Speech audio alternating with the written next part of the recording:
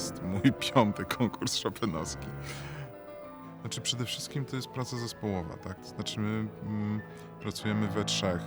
Pracuję z Maćkiem Jaźwieckim, z Krzyśkiem Szlężakiem.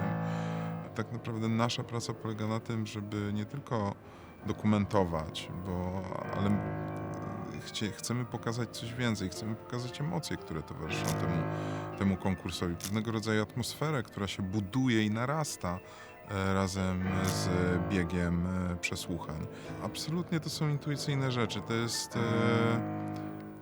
jest patrzenie na człowieka. To jest historia o człowieku. I to jest próba znalezienia czegoś, co jest w danej osobie charakterystyczne. Konkurs chopinowski to jest ogromne przedsięwzięcie, wielkie wydarzenie, w którego organizację zaangażowanych jest bardzo wiele podmiotów. Właściwie nie sposób policzyć, ile osób pracuje przy organizacji całego konkursu. To jest wielkie przedsięwzięcie. Uczestnicy, jurorzy, ale wcześniej kwalifikacje, eliminacje. Ktoś musi kupić bilety lotnicze, rozliczyć je, ktoś musi to promować.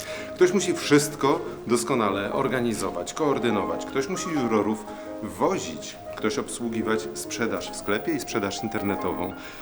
Pracujemy właściwie przez całą dobę i cieszymy się, że spotyka się to z tak dużym odzewem na świecie.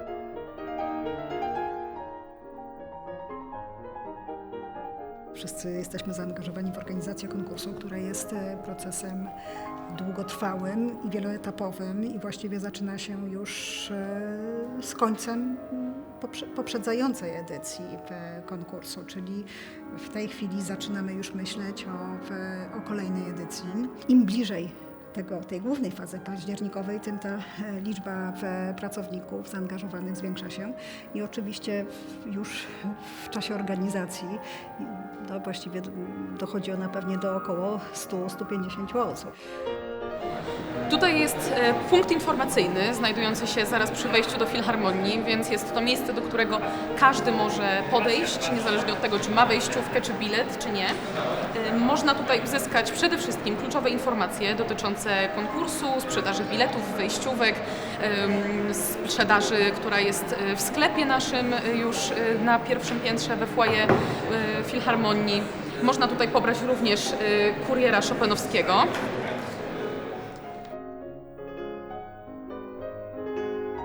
Jesteśmy w redakcji Kuriera Chopinowskiego, Gazety Codziennej Konkursu Chopinowskiego. My kończymy naszą pracę właśnie dosyć późno wieczorem, około 3:00-4:00, czyli właściwie rano, 3:00-4:00 nad ranem. Przysyłamy pliki do drukarni. Po akceptacji tego pliku drukarnia zaczyna pracę, drukuje mniej więcej od 4:00 do 7:00-8:00 rano. O 8:00 pakuje kurierki do samochodu, tak żeby one około 9:30 były w Filharmonii Narodowej, żeby w momencie, kiedy przesłuchania poranne, czyli te startujące o godzinie 10:00 się rozpoczynają, żeby już słuchacze w ręku mieli aktualne wydanie gazety. Gazeta jest dostępna bezpłatnie w Filharmonii Narodowej, w Muzeum Fryderyka Chopina, w wybranych punktach Melomana w Warszawie, ale także jest dostępna nieodpłatnie online dla tych, których w Warszawie nie ma, a którzy chcieliby czytać nasze treści.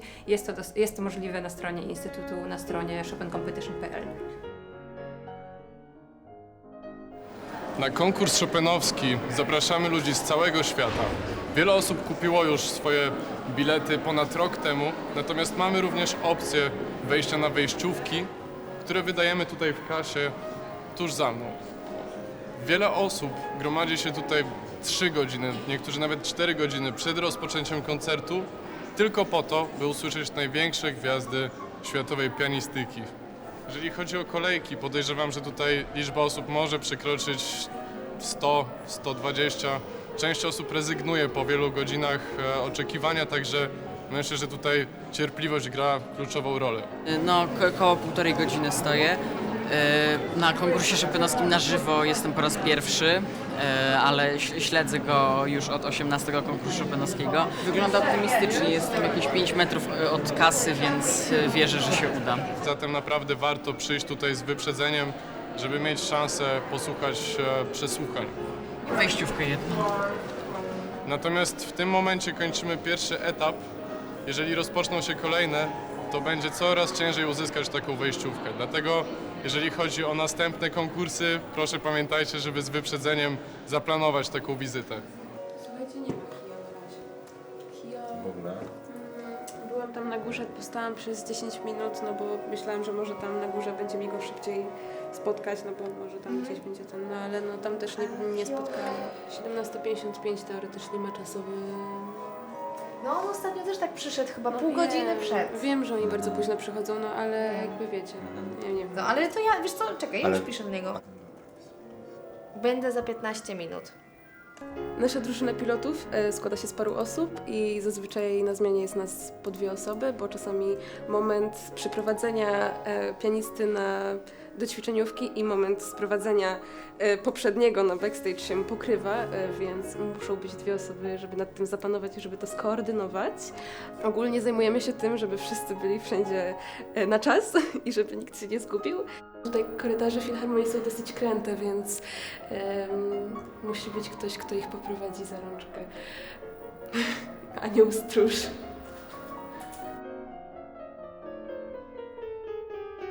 Cześć, jestem Asia, jestem kierowniczką biura audiowizualnego.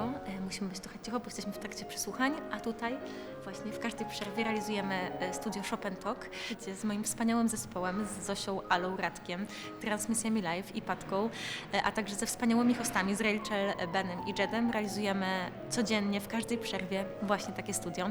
Opowiadamy Państwu o naszych uczestnikach, jurorach, zapraszamy wspaniałych gości po to, żebyście Państwo wiedzieli jeszcze więcej o tym backstage'u naszym konkursowym. Zapraszamy. Jesteśmy w pokoju czatersów na YouTubie i na TikToku.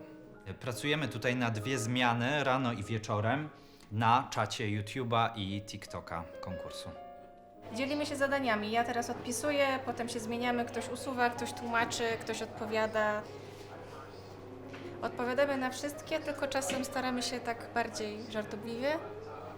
Więc jak jest pytanie na przykład, któremu pianiście urwała się struna w fortepianie i w którym roku, no to oczywiście tego nie wiemy, więc staramy się żartować.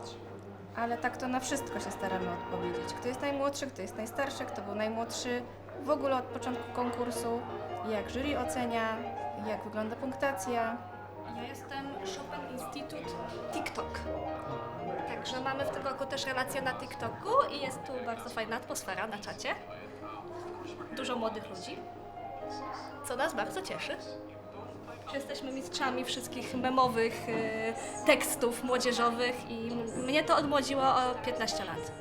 A jeszcze czasem jest tu biuro matrymonialne, na przykład mieliśmy użytkownika, który szuka koleżanki albo kobiety, która będzie z nim słuchała Chopina. I jest to autentyczny komentarz. Bardzo cieszymy się, że wszystko, co robimy, cieszy się tak wielkim zainteresowaniem ludzi na całym świecie.